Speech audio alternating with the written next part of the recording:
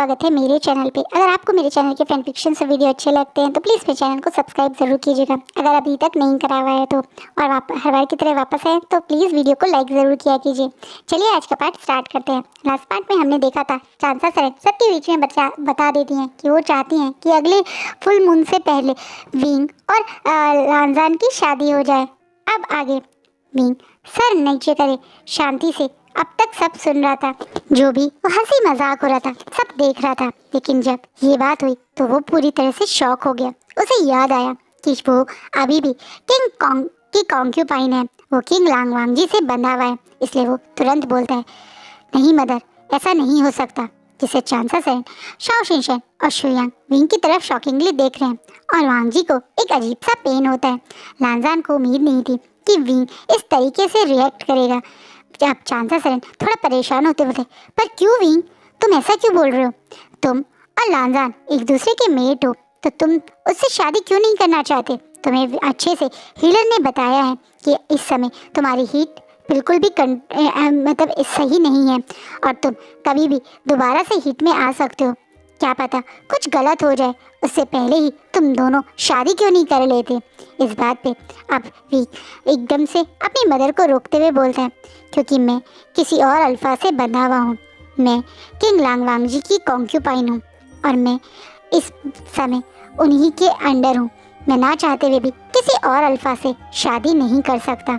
जिस बात से अब अचानक से लांजान को एक बहुत शार्प पेन होता है। उसका मेट किसी और अल्फा की कॉन्क्यूपाइन है। कौन है ये किंग लांगवांग जी? आज तक किसी और ने इसका नाम क्यों नहीं सुना? ये कौन से क्लैन का किंग है जिसके बारे में कभी लांजान ने भी नहीं सुना? लांजान पूरा कल्टीवेशन वर्ल्ड घूम चुका है, लेकिन वो तो कभी किसी ऐसे किंग से नहीं मिला। और कौन है ये किंग लांगवांग जी? अगर कोई ऐसा है तो उसे खुद लांजान अपने हाथों से मार देगा। अपने मेट को वो कभी किसी और की कॉन्क्यूपाइन तो नहीं बनने दे सकता। इसलिए लांजान की आंखें भी अब चमकने लगती हैं। वो हल्का हल्का ग्रोल भी करने लगता है। उसके अल्फा फैनमोन्स शुयांग को भी महसूस हो रहे हैं कि उसे कितना गुस्सा आया ये बात सुन के। वहीं सरेन एकदम से बोलती है, वो दूसरा वर्ल्ड था और अब वो वहाँ पे रही है। वो कभी भी तुम्हारा कोई अल्फा नहीं था।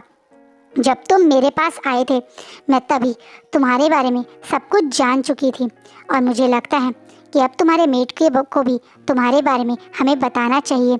इस बात पे अब लांजान चांसा सरेन की बातों को थोड़ा समझते हुए उनकी तरफ देख रहे हैं।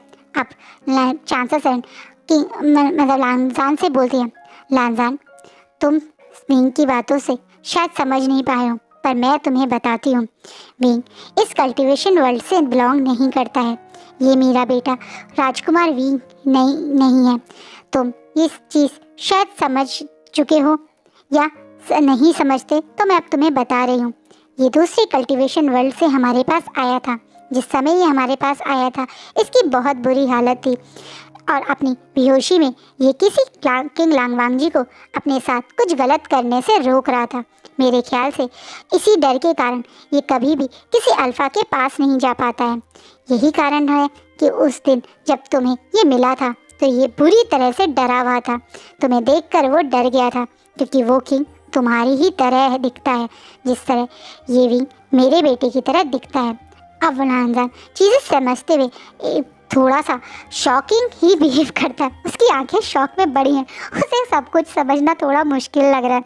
मैं चांसा सरेन उसे क्या बात कर रही हैं, लेकिन हाँ उसे ये चीज़ पता है कि फर्स्ट टाइम जब वो विंग से मिला था तो विंग की आंखों में एक बहुत ज़्यादा डर था उसे लेके। अचानक से जब उसे रियलाइज़ होता है कि सचमुच में कोई ऐसा किंग है जो उसकी तरह दिखता है और उसने इस विंग के साथ गलत करने की कोशिश की थी, तो उसे बहुत ज़्यादा हर्ट फील होता है। कोई कैसे इस मासूम से विंग के साथ गलत कर सकता है? इतना प्यारे ओमेगा को कैसे उसके जैसे दिखने वाला किंग सेक्सुअली असॉल्ट कर सकता है? ये चीज़ सोच के लांजान की मुट्ठी उसी की तलवार पे थोड़ी कस जाती है। वो थोड़ा गुस्से में ही चांसा सरेन को रिस्पॉन्स करता है, मुझे कोई मतलब नहीं है ये विंग किस वर्ल्ड से है या कौन था वो किंग लांगवांग जी। मुझे सिर्फ इस बात से मतलब है, ये मेरा ओमेगा है और मेरे ओमेगा को मैं किसी और को छूने भी नहीं दूंगा। जिस चीज़ से कहीं ना कहीं वांग जी की प्रति इस लांजान का गुस्सा और अपने ओमेगा के लिए ये पॉजिटिवनेस साफ साफ दिख रही है। कहीं ना कहीं लांजान को फ़र्क नहीं पड़ता कि कौन था किंग जो उसकी तरह दिखता था। उसे फ़र्क पड़ता है कि उसका मतलब उसका विंग उसकी आंखों के सामने है और अब उसके होते हुए कोई उसे टच भी नहीं कर सकता। चांसा सरन के चेहरे पे एक स्माइल आ जाती है और अब वो स्माइल करते हुए विंग की तरफ देखती हैं और फिर इशारे में सबको वहाँ से जाने के लिए बोलती हैं। शायद चांसा सरन जानती हैं कि इस समय उनके समझाने या किसी और के समझाने से विंग को फ़र्क नहीं पड़ेगा। शायद इस समय उसे अपने खुद के मेट के समझाने से अपने अल्फा से ही चीज़ें समझ में आएंगी, इसलिए वो वहाँ से चली जाती है। अभी अपनी नज़र ऊपर करके लांजान की तरफ देखता है और बोलता है, मुझे माफ़ करो, मैं जानता हूँ तुम मुझे अपना मेट मानते हो, लेकिन मैं ऐसा नहीं कर सकता। मैं तुम्हें अपना मेट नहीं मान सकता क्योंकि मैं उस काबिल नहीं हूँ। तुम्हें और कोई ब्यूटीफुल ओमेगा मिल जाएगा पर मैं तुमसे शादी नहीं कर पाऊँगा। इस बात पे लांजान अपने ऊपर कंट्रोल नहीं कर पाता और तुरंत विंग के बेड के पास बैठ जाता है और अब अपने हाथ से उसके फेस को ऊपर करता है और उसकी आंखों में देखते हुए बोलता है, मुझे कोई और ओमेगा नहीं चाहिए, मुझे सिर्फ तुम चाहिए। तुम मेरे ओमेगा हो और तुम अब किसी और अल्फा के बारे में सोचोगे भी नहीं। तुमने अभी तो बोल दिया कि तुम उस किंग लांगवांगजी से बिलोंग करते हो, लेकिन अब मैं ये कभी दोबारा तुम्हारे मुंह से नहीं सुनना चाहता। और ये बोलने के बाद लांजान बिल्कुल भी विंग को कुछ चांस नहीं देता और तुरंत उसके लिप्स पे अटैक कर देता है। उसे पैशनेटली और हंगली किस करने लगता है। विंग के लिए ये किस एक बहुत बड़ा शौक थी। आज तक उसे कभी किसी ने किस नहीं किया। हाँ, उस दिन भी जब वांगजी ने उस पर अटैक किया था तो डायरेक्टली उसके नेक पे उसकी बॉडी से कपड़े रिमूव करने पे लग गया था। उसे ऐसे हंग्रीली पैशनेटली किस नहीं कर रहा था जिस हिसाब से इस समय लांजान उसे कर रहा है। वहीं लांजान उस बात को भूल ही नहीं पाया जब विंग ने बोला कि वो किसी और अल्फा से बिलोंग करता है। विंग के मुंह से ये सुनना लांजान के लिए बहुत ज़्यादा चैलेंजिंग था, इसलिए वो विंग को पैशनेटली किस कर रहा है। वहीं विंग थोड़ी देर तक तो शौक में रहता है, लेकिन थोड़ी देर बाद वो अब खुद को थोड़ा सा लांजान से अलग करने की कोशिश करता है। वहीं लांजान जब महसूस करता है कि विंग उसे खुद से अलग करना चाह रहा है तो वो हल्का सा विंग से अलग भी होता है, क्योंकि वो विंग को डराना नहीं चाहता, बस ये महसूस करवाना चाहता है कि वो उसका अल्फा है। अभी तो और लांजान के माथे एक दूसरे से मिले हुए हैं। अब लांजान की तरफ देखते हुए विंग बोलता है, पर मैं कॉन्क्यूबाइन हूँ। इस बात पे अब लांजान विंग के लिप्स पे अपने फिंगर रखता है और बोलता है, हो नहीं थे, तुम उस चीज़ से बाहर आओ, तुम उस वर्ल्ड से बाहर हो और अब मैं तुम्हें इस वर्ल्ड में हमेशा अपने पास रखूँगा। उस वर्ल्ड में तुम्हें कभी नहीं भेजूँगा जहाँ तुम्हें इतना दर्द मिला हो। उस जैसे घटिया अल्फा को तुम्हारे आसपास भी नहीं आने दूँगा जिसने मेरे प्यारे से ओमेगा को हर्ट करने की कोशिश की। मुझे नहीं पता तुम्हारा क्या पास्ट है और मैं सच कहूँ तो मैं उसे जानना नहीं चाहता, क्योंकि जितना तुम मुझे बताओगे उतना ही मेरे अंदर ये गुस्सा बढ़ेगा और शायद मैं सबसे पहले उन्हें ढूंढ के मारने में लग जाऊंगा। इससे अच्छा ये है कि उन चीज़ों को ख़त्म करते हैं और आगे की तरफ बढ़ते हैं। मैं तुम्हारे साथ हर एक पल खुशी में बिताना चाहता हूँ, तुम्हें इतना प्यार और इतनी खुशियाँ देना चाहता हूँ कि तुम वो दर्द और पेन कहीं भूल जाओ। कहना जितना आसान है शायद इतना आसान होगा नहीं। तुम्हारे लिए इन चीज़ों से बाहर आना बहुत मुश्किल होगा, लेकिन मैं तुमसे वादा करता हूँ विंग, मैं तुम्हारा साथ नहीं छोड़ूंगा और तुम्हें इस मुसीबत, इस दर्द, इस पेन से जितना समय लगे बाहर निकलने का मैं तुम्हारा साथ ज़रूर दूंगा। और ये बोलने के बाद लांजान अब विंग के माथे पे उसे बहुत प्यार से, एक कंसर्न से के साथ, एक केयर के साथ किस करता है। विंग के लिए ये सारे शब्द बहुत बड़े थे। ये चीज़ उसके लिए जैसे उसके दिल को कहीं बहुत ज़्यादा एक कॉन्फिडेंस, एक प्यार और उसके उस पेन को बहुत दूर कर गया हो। कोई है जो उसका साथ देना चाहता है, कोई है जो उसके साथ अब रहने और फ्यूचर देखता है। ये चीज़ उसके लिए बहुत बड़ी है। वो भी अपने उस पेनफुल पास्ट को याद नहीं करना चाहता, क्योंकि अब वो इस वर्ल्ड में है। शायद अगर वो उसी वर्ल्ड में होता तो एक बार उसके मन में भी आती कि वो उन लोगों से जाए, उनके कॉलर को पकड़े, चीखे चिल्लाए और पूछे उस बेचारे ने किसी का क्या बिगाड़ा था। लेकिन अब वो उन चीज़ों को नहीं करना चाहता। वो अपने लांजान के साथ अपनी एक हैप्पी लाइफ बिताना चाहता है, अपने प्यार के साथ अपनी एक हैप्पी मोमेंट स्पेंड करना चाहता है, खूब सारा प्यार चाहता है। जो उसे कभी नहीं मिला और जो उसे लांजान के साथ फील होता है अभी भी। लांजान की ये वार्म हैंड जिसने उसके फेस को पकड़ा हुआ है वो उसे एक ऐसी वार्मनेस फील करवा रहे हैं जिससे उसके दिल तक को बहुत शांति मिल रही है। कहीं ना कहीं वो खुश है, वो भी बहुत खुश है अपनी मीट को पाने के लिए। और अब उसके चेहरे पे वो स्माइल आती है, जो स्माइल शायद चांसा सरेन भी सोच रही थी जब उसे मीट का पता चलेगा आएगी, और जो शायद लांजान बहुत देर से देखना भी चाहता था। विंग अब पूरे स्माइल करते हुए, चेहरे पे पूरी स्माइल रखते हुए अब लांजान की तरफ देख रहा है और लांजान इस प्यारी सी स्माइल को देख के बहुत खुश होता है। उसका मन तो कर रहा है कि वो अभी दोबारा से इन होठों को पकड़े और इन्हें पैशनेटली किस करने लगे, लेकिन उसे पता है कि बाहर इसका भाई खड़ा है जो शायद ये चीज़ पसंद ना करे। शुयांग से कहीं ना कहीं लांजान को थोड़ा डर भी लगता है। शुयांग ने 3 दिन से लांजान की नाक में दम कर रखा हुआ है और अभी भी उसे पता है कि अगर कुछ सेकंड में वो यहाँ पहुँचने ही वाला है, इसलिए वो प्यार से विंग के हाथों पे को पकड़ता है और बोलता है, विंग तुम शादी के लिए तैयार हो? मैं बहुत जल्दी तुम्हें अपना मेड बना के अपने साथ रखना चाहता हूँ। और हाँ, अब अगली बार तुमने शादी के लिए मना किया ना तो मैं तुम्हें यहाँ से उठा के अपने पास एक कमरे में हमेशा के लिए बंद कर दूंगा।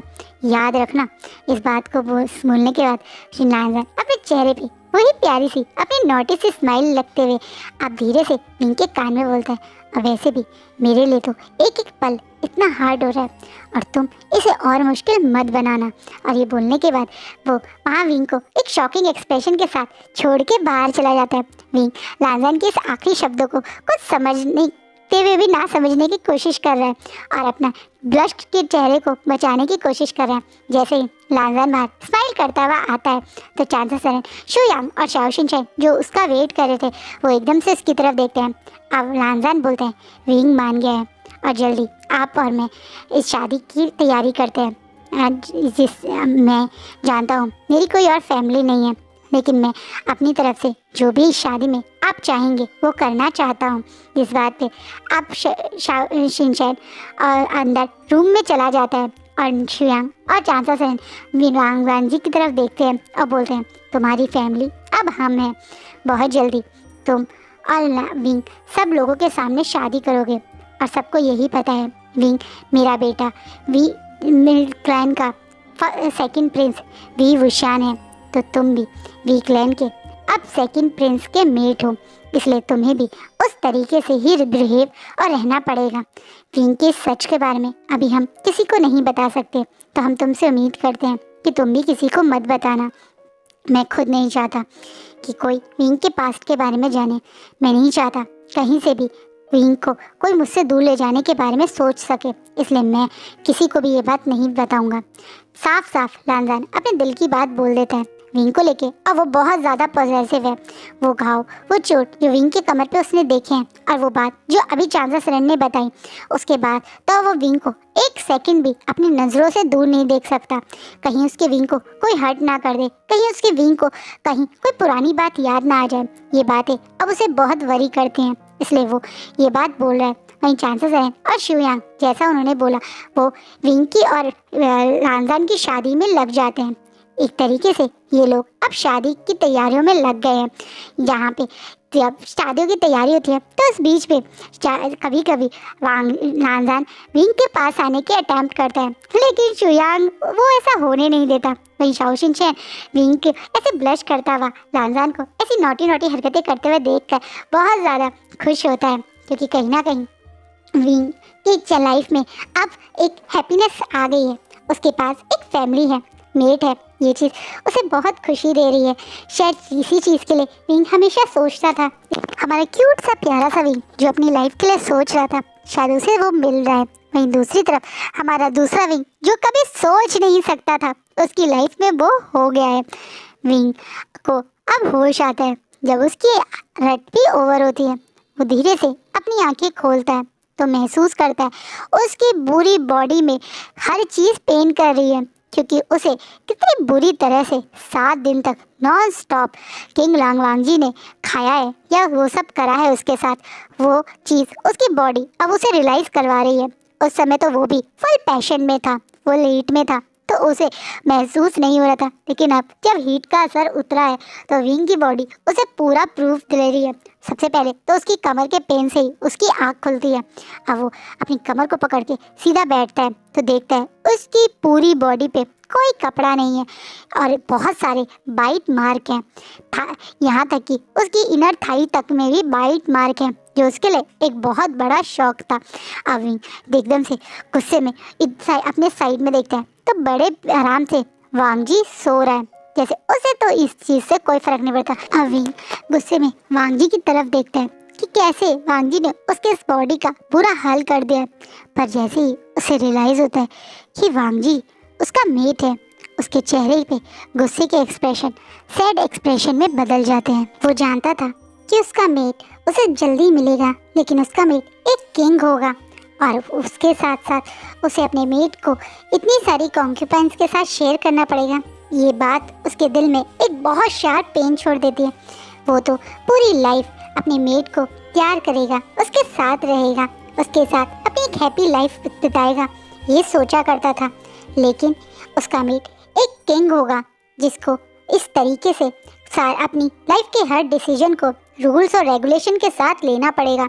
विंग जैसे एक फ्री बर्ड को हमेशा के लिए एक ऐसे इंसान के साथ मेट बनना पड़ेगा। उसका दिल ये बात सोच कर ही बहुत ज़्यादा हर्ट हो रहा है। क्या सोचा था उसने और क्या हो गया उसकी लाइफ के साथ। उसने इमेजिन कभी करा भी नहीं था कि उसका मेट इस तरीके से दूसरे कल्टीवेशन वर्ल्ड में होगा और वो किंग लांग वांगजी हो सकता है। ये तो विंग को दिल जैसे मानना ही नहीं चाहता था। पहले दिन से जो वांगजी के प्रति उसे एक अट्रैक्शन होती थी, पहले दिन से जो वांगजी की ये सैंडलवुड स्मेल उसे क्रेजी फील करवाती थी, वो जान कर भी उसे इग्नोर करता था। शायद इसी कारण उसने गुस्से में खुद के ही ओमेगा को लॉक कर दिया था, क्योंकि वो नहीं चाहता था कि उसका ओमेगा इस अल्फा की तरफ अट्रैक्टेड फील करे। लेकिन अब उसे सच पता चल गया कि वो अट्रैक्शन नहीं बल्कि वो मेट की वाली फीलिंग थी, जिसे वो जानकर भी इग्नोर कर रहा था। पर अब वो क्या करेगा। इस समय वो इस किंग के साथ बन चुका है और अब वो अपना सब कुछ गवा चुका है। उसकी वो लास्ट होप कि वो अपने मतलब इस क्लैन में वापस जाएगा, अपने कल्टीवेशन वर्ल्ड में वापस जाएगा और इस क्लैन से, इस महल से, इस हारम से हमेशा के लिए फ्री हो जाएगा। वो होप अब टूट चुकी है। जिस चीज़ के लिए विंग बहुत एक्साइटेड था कि वो ये हेयर पिन देकर वापस अपनी आज़ादी पा पाएगा, वो आज़ादी अब उससे हमेशा के लिए छिन चुकी है। ये शरीर के मार्क सिर्फ उसके ये प्रूव नहीं देते कि उसके और किंग लांग वांगजी की एक दूसरे के हमेशा के एक हो जाने का निशान है, बल्कि इस चीज़ का भी प्रूव है कि अब वो हमेशा के लिए यहाँ बन चुका है। कहीं ना कहीं विंग इस चीज़ के लिए रेडी नहीं था। उसका दिमाग, उसका दिल इस बात को मानने के लिए रेडी नहीं था। इसलिए विंग अब शांति से वहाँ ऐसे ही बुत बन के बैठ जाता है। उसकी आंखों से लगातार आंसू बह रहे हैं, क्योंकि उसे लग रहा है कि अब उसके सब सपने टूट चुके हैं, उसकी आज़ादी, सब कुछ उससे छिन चुका है। क्यों मदर गॉडेस ने उसके साथ ये किया, उसे यहाँ इस कल्टीवेशन वर्ल्ड में फेंक दिया और एक ऐसा मेट दिया जो उसका मेट होकर भी उसका नहीं है। कैसे वो कहे कि उसका मेट है जब उस पहले से ही इतने सारे कॉन्क्यूपाइंस उसके मेट को पाने के लिए बैठे हों। कितना दर्द होता है ना, जो चीज़ आपकी हो अगर आपको उसे किसी और के साथ शेयर करना पड़े। विंग का दिल यही सोच के पेन से भरे जा रहा है कि उसे अपने मेट को और ओमेगास के साथ शेयर करना पड़ेगा। वो कभी ये सब नहीं चाहता और ना ही बर्दाश्त करना चाहता था, लेकिन अब वो क्या करेगा। वो यही सी चीज़ सोच के अब आंसू भरी आंखों से सैड होके यहाँ बैठा हुआ है। वहीं वांगजी जब थोड़े टाइम में हल्का सा करवट लेता है तो उसका हाथ विंग को ढूंढता है, तो वह उसे महसूस होता है विंग बेड पे नहीं है। तो तुरंत वो इधर उधर नज़र घुमाता है तो देखता है विंग बिल्कुल कॉर्नर में, बेड के ज़मीन के नीचे कॉर्नर में बैठा हुआ है, अपने आप को एक उसी के हानफू से कवर करे हुए, अपने फेस को उस अपने पैरों में छुपाए हुए। विंग बहुत अपसेट हो गया है। जब से वो जागा है तब से वो इसी तरीके से यहाँ पे बैठा हुआ है और लगातार रोए जा रहा है, क्योंकि उसे अब लग रहा है कि उसकी लाइफ से सब कुछ चला गया। अब वो कभी भी पहले जैसा विंग नहीं बन पाएगा। उसके मन में ये बात आ रही है। कितनी अजीब बात है ना, स्ट्रॉन्ग, इंडिपेंडेंट, हमेशा अपने आप मतलब अपने ऊपर कॉन्फिडेंस रखने वाला विंग आज ऐसे बेचारा सा कोने में बैठा हुआ रो रहा है। शायद कोई उसकी हालत अभी समझ नहीं सकता। एकदम स्ट्रेंज शहर या एक जगह अगर हम कुछ टाइम पहुंच जाए तो अब हम घबरा जाते हैं, और विंग को अब ऐसा लग रहा है कि अब उसे इस स्ट्रेंजर जगह, ऐसी जगह जिसके बारे में उसे कोई आइडिया नहीं है, जहाँ ओमेगास की कोई वैल्यू नहीं है, वहाँ जिंदगी भर के लिए रहना पड़ेगा। कभी दोबारा अपनी मदर को नहीं देख पाएगा, अपने भाई से नहीं मिल पाएगा। उसे यही बात खा रही है, और सबसे बड़ी बात वो ये किसी को बता भी नहीं सकता कि वो यहाँ का नहीं है, क्योंकि कोई भी उस पर भरोसा नहीं करेगा। उसे पागल समझ के कोई कॉल कोठरी में फेंक देगा। वो ये भी जानता है क्योंकि यहाँ लोग समझदार और लॉजिक से ज़्यादा अपने आप को सही रखने में ज़्यादा भरोसा करते हैं। विंग ये चीज़ समझ चुका है, इसलिए विंग आज शायद बहुत अपसेट होके ऐसा बिहेव कर रहा है। वही वहाँ जी जैसे ही उठता है, विंग को इस हालत में देखकर उसे बहुत पेन होता है। वो तुरंत अब विंग के बिल्कुल पास आ जाता है। अपने घुटनों पे बैठ के वो विंग के प्यार से उसे कंधे पे हाथ रखता है और बड़े से बोलता है, विंग। जिसे विंग अब अपना फेस अपने घुटनों से के बीच में से निकाल के अपने सामने देखता है, तो वांग जी घुटनों पे उसके सामने बैठा हुआ है और उसके फेस को कंसर्न के साथ देख रहा है। अभी अपने आप को थोड़ा सीधा करके बहुत जल्दी से अपनी आंखों से आंसू पूछने लगता है, ताकि वांग जी को वो अपने आंसू ना दिखा पाए। वो वीक है, ये चीज़ बस वो फील कर रहा है, तो वो किसी को दिखाना नहीं चाहता। लेकिन वांग जी उसके आंसू देख लेता है, इसे वो अब तुरंत विंग के फेस को अपने दोनों हाथों से पकड़ लेता है और प्यार से उसकी तरफ देखते हुए, तुम रो क्यों रहे हो? जल्दी से अपने आप को वांग जी से थोड़ा फ्री करवाने की कोशिश करता है, और एकदम से ज़बरदस्ती उठते हुए मैं ठीक हूँ बोलता है। पर वो सही से उठ नहीं पाता, क्योंकि उसकी कमर में एकदम से शार्प पेन होता है, जिससे उसके मुंह से चीख सी ही निकल जाती है और वो डिसबैलेंस होकर गिरने ही वाला था। लेकिन वांग जी जल्दी से खड़े होकर उसे पकड़ लेता है। एक तरीके से उसने विंग को कैच करते हुए उसे प्रॉपर हग करा हुआ है। विंग का सर भी इस समय वांग जी के चेस्ट में है, और वांग जी के दोनों हाथ विंग को पकड़े हुए हैं बहुत स्ट्रांगली, बहुत ही केयरफुली, ताकि विंग बिल्कुल डिसबैलेंस होकर ना गिरे। वहीं विंग एकदम से वांग जी से थोड़ा पकड़ छुड़ाते हुए बोलता है, मैं ठीक हूँ, बस थोड़ा सा पेन था, अब मैं ठीक हूँ, आप प्लीज़ मुझे छोड़िए। लेकिन वांग जी को जैसे विंग की आवाज़ में एक अजीब सा पेन महसूस हो रहा है। क्या सचमुच में ये सिर्फ उसकी बॉडी पेन है? शायद वो थोड़ा सा वाइल्ड हो गया इसके कारण, या कुछ और है, पता नहीं। लेकिन वो अब अपने मेट को, अपने ओमेगा को पेन में नहीं देख सकता, इसलिए वांग जी तुरंत विंग को ब्राइडल स्टाइल में उठा देता है, जिससे विंग तो एकदम से शॉक हो जाता है। ये आप क्या कर रहे हैं किंग? आप मुझे छोड़ दीजिए। अल्फा, जिसे विंग अब बड़ी बड़ी आंखों से देखता है, तुम मुझे अल्फा बोलो या लांजान बोलो। उनकी बाकी सारी बातों को इग्नोर करते हुए वांग जी उसे लेते हुए बाथरूम की तरफ जाने लगता है। विंग अब दोबारा से बोलता है, मुझे छोड़िए अल्फा, मैं ठीक हूँ, मैं अपना ध्यान रख सकता हूँ, मैं इतना नाजुक नहीं हूँ।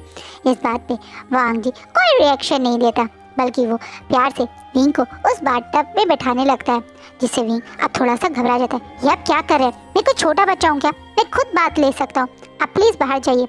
ऐसा कुछ नहीं है जो मैंने नहीं देखा है, तुम मेरे ओमेगा हो और मैं तुम्हारी हेल्प कर रहा हूँ।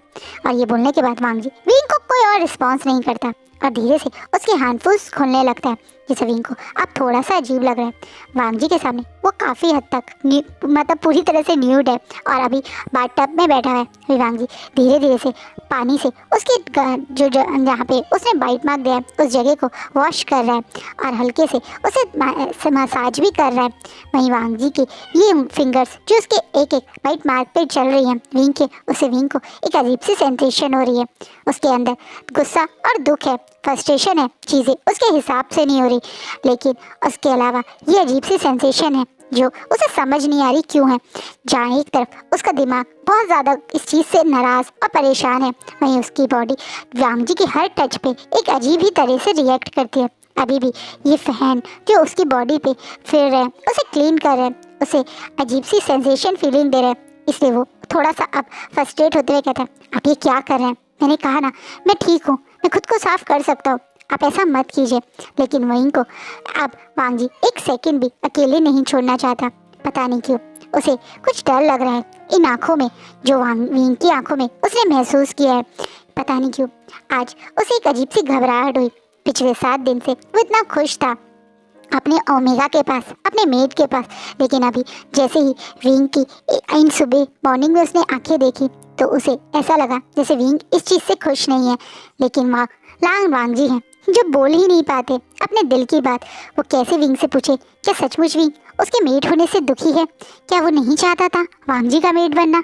पर वो कैसे बोले, उसे तो ये बोलना ही नहीं आता, उसे एक्सप्रेशन है ही नहीं फील करने वाले। इसे वो शांति से सिर्फ विंग को अपने पास रखना चाहता है।